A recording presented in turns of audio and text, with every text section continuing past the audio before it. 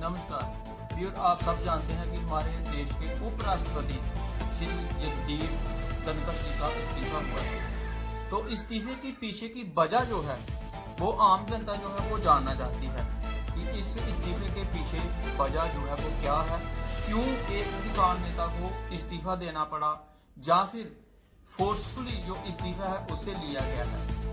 तो बहुत सारे न्यूज़ चैनल्स ने इनके ऊपर विश्लेषण भी किया, सवाल भी पूछे, भारतीय जनता पार्टी से भी सवाल पूछे।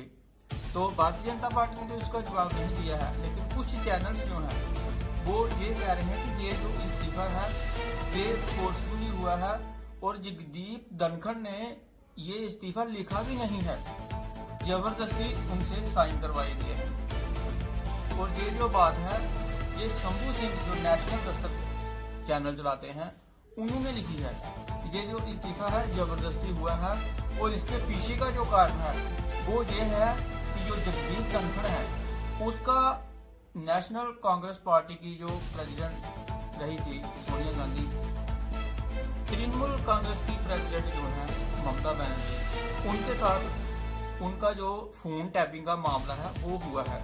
उनके संपर्क में थे जगदीप धनखड़ और फोन पे उनपे रेगुलर जो है वो बात कर रहे थे, जिसके कारण भारतीय जनता पार्टी ने उनका इस्तीफा जो है वो ले लिया और जबरदस्ती लिया। और उन्होंने ये भी कहा कि अब जो किसान नेता हैं, जो जाट समाज है, वो दो स्टेट में ज़्यादा है, एक तो हरियाणा में है और दूसरा राजस्थान में है, और दोनों ही जगह पर अब 5 साल जो है वो इलेक्शन नहीं है, ये उनका कहना है। और ये भी उन्होंने कहा है कि भारतीय जनता पार्टी ने जबरदस्ती की है, एक किसान नेता से उसका इस्तीफा लिया गया है, जबकि उन्होंने लिखा कि नहीं, अभी उनका पीरियड भी बचा हुआ था, उसके बावजूद उसको उतार दिया गया है।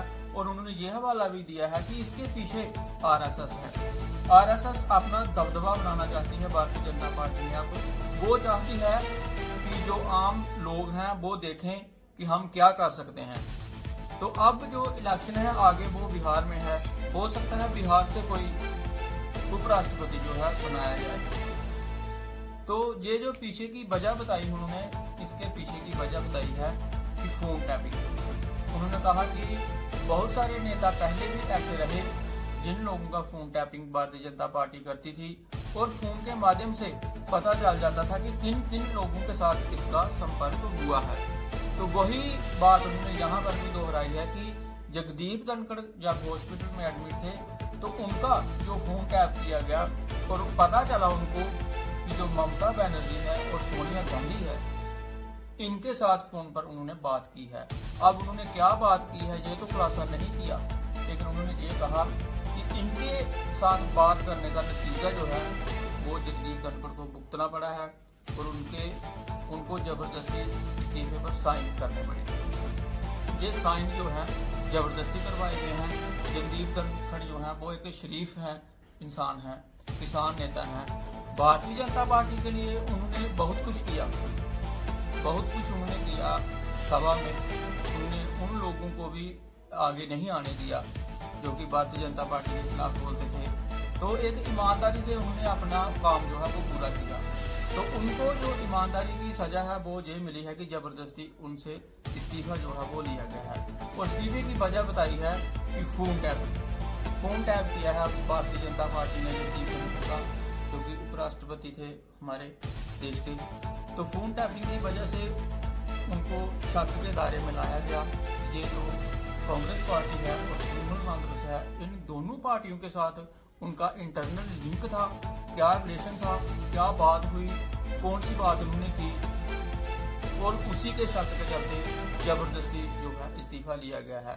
वो एक शरीफ इंसान है जगदीप धनखड़ जी, ईमानदारी से अपना काम करते हैं। भारतीय जनता पार्टी के लिए उन्होंने अपनी पूरी जिंदगी दी है और एक एक बात भारतीय जनता पार्टी के कहने के अनुसार वो सभा में चलाते थे। जो भी भारतीय जनता पार्टी कहती थी उसी तरीके से वो सभा चलाते थे। जिस दिन भारतीय जनता पार्टी कहती थी कि आज सभा नहीं चलेगी तो नहीं चलती थी। तो वो पार्टी की तरफ से ईमानदारी के साथ उन्होंने काम किया है, लेकिन पार्टी ने उनके साथ अच्छा नहीं किया है। उनको जबरदस्ती जो उतारा गया है उपराष्ट्रपति पद से। तो अब जो भारतीय जनता पार्टी है, अगला इसका निशाना कौन होगा कि किस व्यक्ति को आगे लाया जाए। तो बहुत सारे लोगों का कहना भी है कि भारतीय जनता पार्टी जो है अपना फ़ायदा देखती है, फ़ायदे के बाद इंसान को इस्तेमाल करती है और फेंक देती है। तो वही हिसाब इन्होंने उपराष्ट्रपति जी के साथ किया है। तो आगे जो आने वाला टाइम है वहाँ पर ये भारतीय जनता पार्टी तय करेगी कि अब किस स्टेट्स में इलेक्शन है और वहाँ से सिलेक्ट कर सकती है कि आने वाले समय में जहाँ पर इनको फ़ायदा होगा वहीं से ये उपराष्ट्रपति जो है चुने जाएंगे।